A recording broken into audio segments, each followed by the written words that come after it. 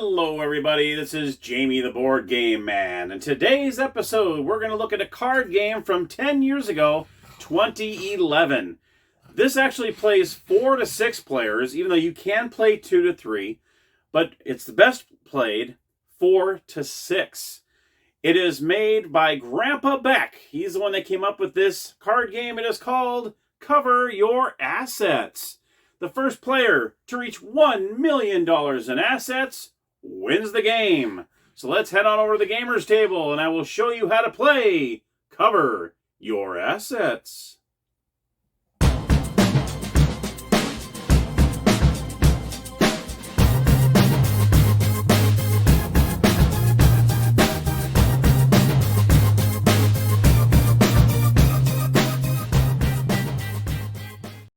Alright my friends, here we are at the gaming table. Here is Cover Your Assets. Now like I said in the intro, the first player to reach $1 million in assets wins the game. Now let me go ahead and show you the different assets that are in the game. So we're going to start off with the low end and then start off with the higher end. We have the cash under the mattress for $5,000. Then you have stamp collection, piggy bank, and the baseball cards. Those are all the $5,000 assets. Then you bump up to $10,000, where we're looking at stocks, coin collection, and the bank account. Then it jumps up to $15,000 in assets. We have a classic auto and jewels. And then we have the $20,000 asset, which is home. And finally, we have the 2 wild cards in the game. Silver for $25,000 and gold for $50,000. I will go over what these do in the game right now as we go ahead and start to play. Now, like I said, the best way to play is from 4 to 6 players. You will divvy out 4 cards to each player. I went ahead and divvied that out for you already. If you have a 2 to 3 player game, everyone gets 5 cards. We're going to go ahead and play a 4-player game here. Show you a couple moves so I can show you how this works. You divvy up 4 cards to each player. You're going to have the draw deck here. And then you start the discard pile by taking the top card of the deck. And there you go. Now, let's go ahead and look at Player 1's cards. Player 1 has a classic auto, jewels, baseball cards, and a silver. He has a wild card here. Now, in order for you to lay down an asset, you have to have either 2 of the same asset, or you can use a wild card with 1 of the assets. The one thing you cannot do in the game is pair up 2 silvers or 2 golds. You cannot do that. These are actually meant to place with an asset. So you can't place the 2 silvers and 2 golds together. I know you'd love to do that because the silvers are worth 25 and the golds are worth 50. That's only to add it to one of these cards. So let's just say he wants to add that to the jewels. This is the best time to do it because on your first asset that you lay down, no one can take your very first asset that you lay down. Okay? From the second asset on up, they can be stolen, and I'll go over how you can steal it in a moment. So on the very first one, you want to definitely make sure that if you have a wild, the very first thing, and you have a pretty decent sized asset, I would use it right away. So what we're going to do is we're going to go ahead and put the silver behind here and the jewels. You don't want any of the other players seeing what your second card is, especially later on in the game when they can be taken. They'll know the silver or gold's back there, and they definitely want to go after that. So what you want to do is when you lay these down, you're going to place them just like this, and you don't want them to see the second card. You're going to place it face up in front of you, okay?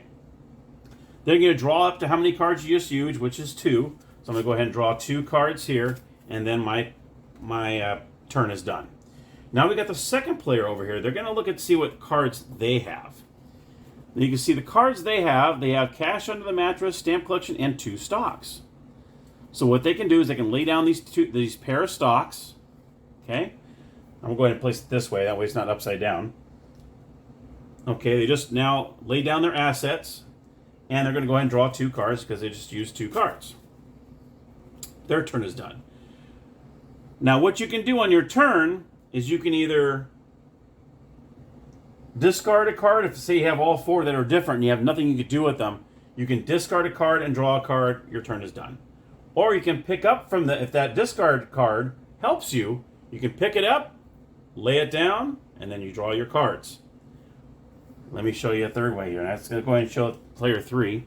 Player 3 has stamp collection, home, stocks, and baseball cards. This is what I just told you about. So he has none are the same. The classic auto is not going to help him either. So what we can do is we're going to go ahead and discard the baseball cards. That's the cheapest one that he has here. So he's going to go ahead and lay that face up here. He's going to draw a card, and just like that, his turn is done. Now you got player 4 over here. He's got a set of baseball cards over here.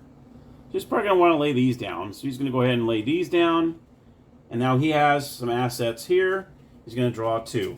Because in order for you to steal an asset from someone else, you have to have at least one in front of you. Okay? And in order for you to steal from another person, you have to have at least 2. Because like I said, you cannot steal the person's very first assets. Those very first set that you lay down are safe. But after that, it's all game. So now we got this second round here. And you can see here, ooh, he's got some baseball cards here. That would probably help because he doesn't have any kind of match here. So he's going to go ahead and take this baseball card. He's going to place it like this. That way they can't see the other one because they don't know whether that's a gold, silver, or another baseball card. And odds are they're going to kind of think that it's a baseball card, but you never know. So you're going to go ahead and place it like this, and you're going to place it perpendicular. So you're going to go like this as you stack them. That way you know the difference between the assets, okay?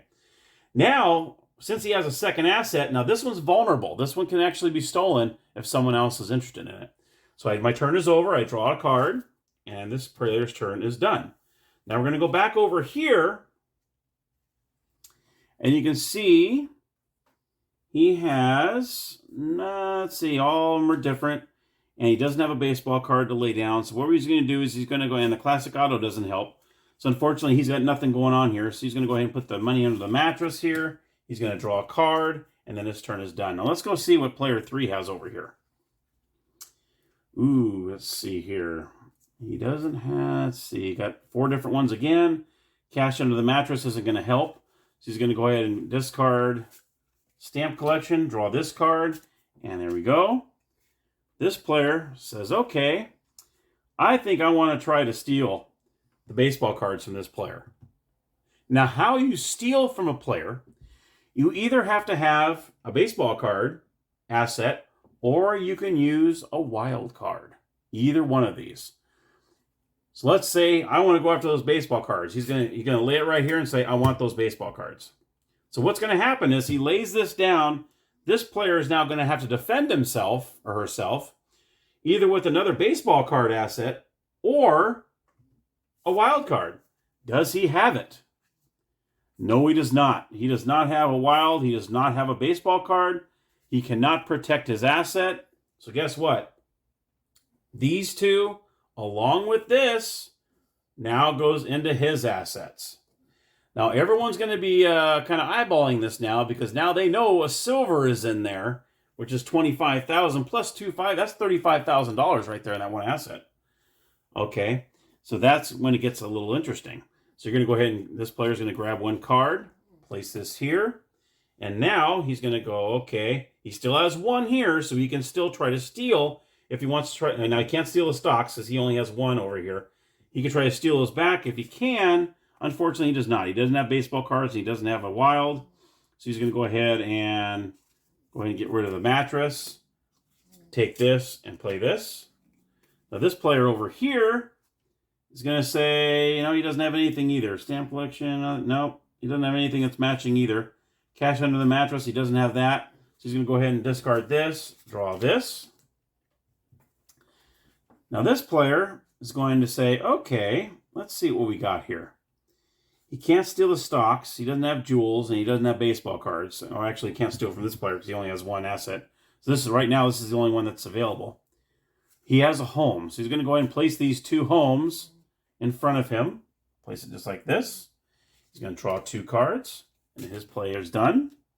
This player is going to look at his cards and go, ooh, look at what we got here. But unfortunately, there's only 1 asset for each one of these players. So he's going to go ahead and say, okay, I'm going to go ahead and do my jewels here. He's going to place the gold underneath the jewels so no one else knows there's a gold there. That way he protects this. So as soon as he lays these 2 on top of that asset is now safe. And now this is the one that's vulnerable. He's going to grab 2 cards, place that face down in front of him. Okay. So now the only one that's, and now as far as they know, it's just 2 jewels, 15,000 each. They don't know there's a gold under there. Or is it a silver or gold? Gold. Okay. Now he's going to go ahead and grab his cards. And he's going to say, okay, let's see. That's the only one he can steal. He doesn't have any jewels here. So he's going to go ahead and put the stamp collection here. Draw this card. His turn is done. He's going to look at his. And let's see here. Yeah, he doesn't have any jewels either. So he's going to go ahead and do this. And draw that. Okay. And let's see. Now let me go ahead and show you what happens when it goes back and forth a little bit. Okay. Say this player sees those jewels over there and says, I want to try to steal those jewels. Okay. So let me show you an example here. Let me go ahead and show you an example. Okay. So say he's going to go after those jewels over here because he does have more than one asset. So he can go out. He does have one asset, so he can. I'm going to try to steal those jewels from you. Boom. So this player goes, okay, let me see what I can do here. Oh, look at what we have here. I have a silver. He doesn't have another jewel. Okay. So he's going to go ahead and lay down the silver. Nope, I don't think so. Now I got it protected. This player goes, oh yeah, well I have another jewels. Boom. Oh, he comes back over here and says, uh-oh, I don't have anything that can help me out. So just like that, this player grabs these and these. You grab them all, and now they're all come over here. Now he's a real hot target over here. This player is going to go ahead and bring up his 2 cards. Player goes over here. He does his thing. Okay. Now he can go, oh, you know what? I want these baseball cards over here. Boom. He can try to snag the baseball cards from him. Okay. And he can't defend himself. He doesn't have, he has 3-3. He can't, because he can't draw cards yet. It's not his turn yet. So now this player will grab these 2 from him. And lo and behold, we got $25,000 silver in here. And just like that, he grabs it and goes over there. So you can see how interesting the game can get real quick when you start stealing from other players. He's going to draw his 4th. He's going to go ahead and draw up to 4. That way he can play. Now, what you want to do, and that's a reason why if you have 3 of these, you do not want to put 3 of them down because you might have to defend it. So when you have a pair, you only want to put 2 of these down. That is it. Okay? And you place it just like this. And then you draw your 2 cards and you're done. So if somebody else comes up behind you and says, hey, I want that coin collection over there. Say, you know, where's the coin collection card here? There we go. Say this player has the coin collection and say, okay, I'm going to go after your coin collection. Now you have that extra card in your stack where you can actually defend it and say, nope, I don't think so. Okay? And hope that they either have another coin collection or they don't have a wild. Okay? And that's how that works. As you can see, this is a very, very fun game. This can be like, you're stealing this from this person. Oh, yeah, I got this. Oh, yeah, I got a wild card. Oh, yeah, I got another one. It is a blast. Now, once you go through all the cards, okay, once you go through the round, all the cards have been taken and drawn, you're going to add up all the assets, and you're going to go ahead and jot them all down on a piece of paper. You're going to draw them all down. And then you'll start over again until someone, at the end of that round, someone reaches. Now, there might be 2 players that might reach over 1 million. Whoever has the most over 1 million wins. And because you don't know, because you can't tabulate until the round is over, because you can still steal from everybody. You can't say, okay, I'm at $1 million, I won. No, it's still active until these cards are gone and everyone tallies up, and then you figure out who is the winner at the end of the game. So there, my friends, is Cover Your Assets. I hope you enjoyed the game. I hope you enjoyed the video. If you did, don't forget to hit that like button down below, and I would love your subscription. Subscribe down below, hit that bell. That way you're notified of any new videos I make. Thank you so very much. And there you have it. Grandpa Beck's Cover Your Assets.